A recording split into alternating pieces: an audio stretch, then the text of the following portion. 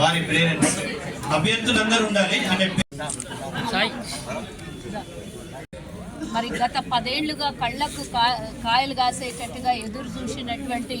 తరుణంలో కాంగ్రెస్ ప్రభుత్వం ఏర్పడిన వెంటనే అది వరకు ఎన్నికలప్పుడు చెప్పినటువంటి మాట కాంగ్రెస్ ప్రభుత్వం నిలబెట్టుకున్నది.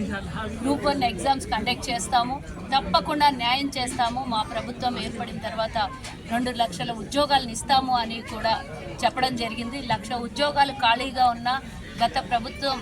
మరి నియామకాలు జరపకుండా కనీసం ఎగ్జామ్స్ పెట్టకుండా ఇబ్బంది పెట్టి ఎంతోమంది కూడా ఏజ్ బార్ అయిపోయినటువంటి విషయం మనకు తెలిసిందే. అందులో భాగంగా మరి మొన్న ఈ మధ్యన 2 నెలల క్రితము జరిగినటువంటి గ్రూప్ 1 ఎగ్జామ్స్లో 562 మంది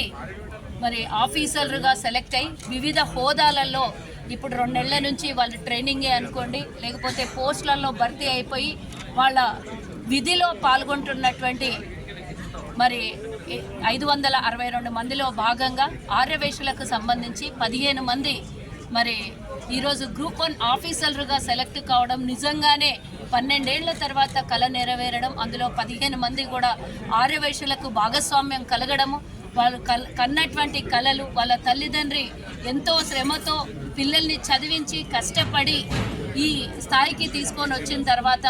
మరి వాళ్ళ ఉద్యోగం వచ్చిన తర్వాత తల్లిదండ్రి కళ్ళల్లో కానివ్వండి, వాళ్ళ కుటుంబ సభ్యుల్లో కళ్ళల్లో ఆనందంగానే మరి ఆ రోజు వేదికగా ముఖ్యమంత్రి గారు మాట్లాడినప్పుడు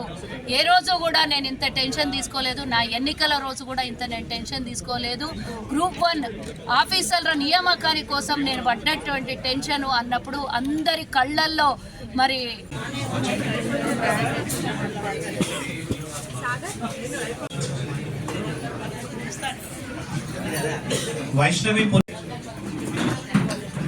వైష్ణవి రాలేదు, వారి తరఫున వారి రిలేటివ్